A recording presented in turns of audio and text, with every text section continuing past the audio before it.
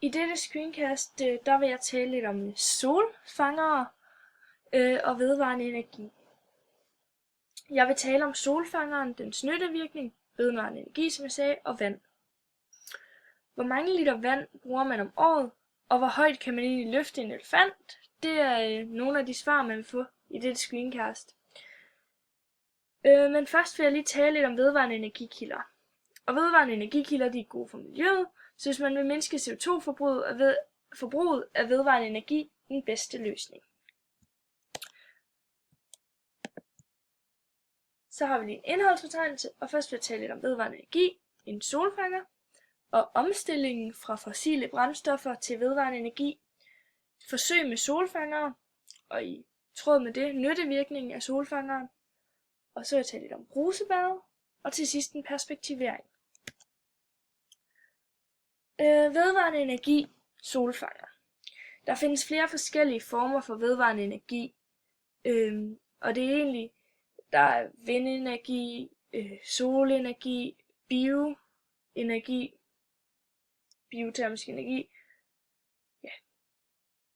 Ja. Men en solfanger, den er bygget op af paneler, som ses her. Når solen rammer de her paneler, så danner den varme til nogle rør, som ligger herinde. Så kommer rørene ud i en pumpe, som pumper den her varme vand ud til fjernvarmeanlæg, og herefter ud til forbrugeren. Og der findes også bølgeenergi i vedvarende energi, altså vandenergi. Så vil jeg tale lidt om omstillingen fra fossile brændstoffer til vedvarende energi. Og for at mindske CO2-udslip og redde planeten, så er det en god idé med den her omstilling. Fordi på et tidspunkt, så vil vi løbe tør for fossile brændstoffer, og derfor er det vigtigt at have et indblik i, hvordan vedvarende energikilder fungerer. Og jo hurtigere den her omstilling den sker, jo bedre.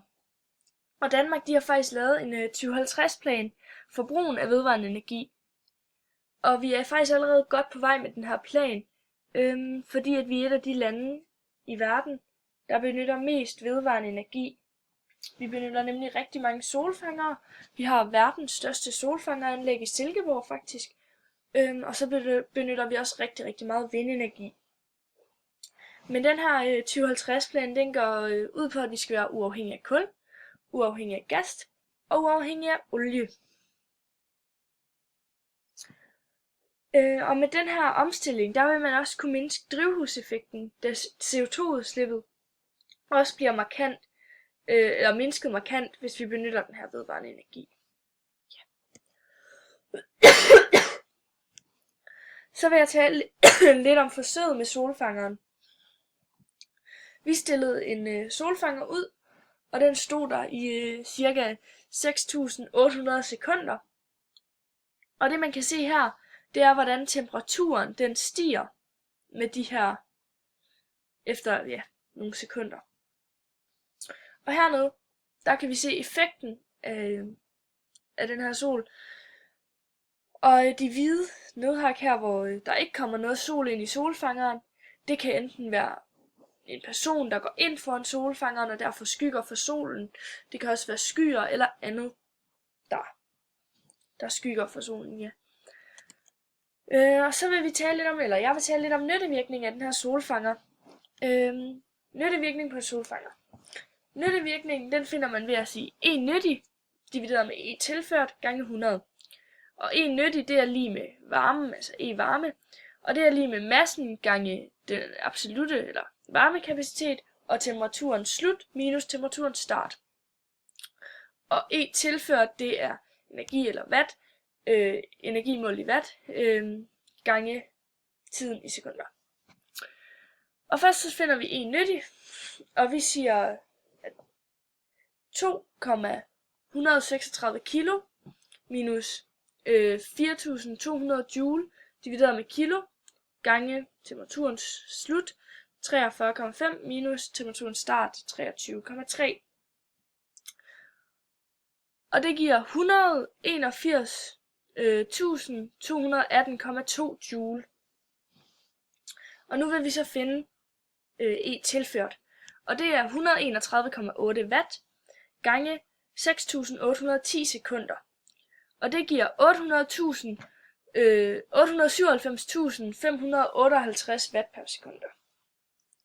Og det giver en nyttevirkning på 20%. Altså 20% af det, der kommer ind i solfangeren, det bliver rent faktisk til varmt vand, som enten kan bruges i radiator eller til et varmt brusebad, og hvad vi ellers benytter varmt vand til. Ja. Og brusebade, det vil jeg tale lidt om, fordi det er faktisk et stort problem. Vi bruger rigtig, rigtig meget vand. Hvis vi antager, at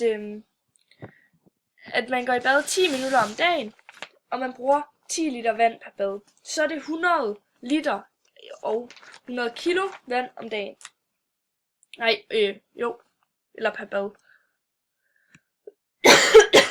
Og de her 100 kilo, den ganger vi med varmekapaciteten for vand, og det er 100 kilo gange 4.200 joule divideret med kilo, og så temperaturens slut minus temperaturens start. Og her lander vi på et tal, der hedder 13.020.000 joule.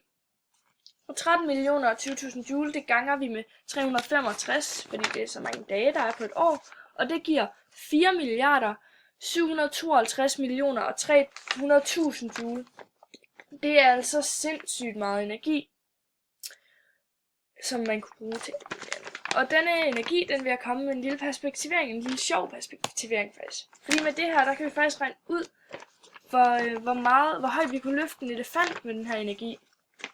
Så vi bruger formlen for potentiel energi, og vi skal finde højden, så det er højden, vi isolerer. Så den kommer til at hedde H er lige med E-pot divideret med massen gange tyngdeaccelerationen, som er G.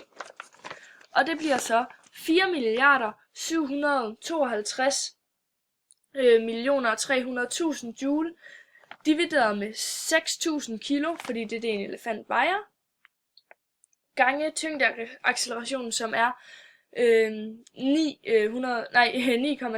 meter i sekundet. Og det giver 80.656,82 meter. Så højt vil man altså kunne løfte en elefant. Og ja, med det her, der kan man så sige, at vi nok burde gå lidt mindre i bad. Fordi for hvert eneste minut, der bades om dagen, der vil cirka kunne spares 5.000 liter varmt vand om året. Og det vil være med en CO2-besparelse på 100 kilo. Så det vil også være en måde at hjælpe miljøet på, samt det, at vi bruger vedvarende energi til at opvarme vores vand. Ja, det var alt, jeg havde i det her skydekast.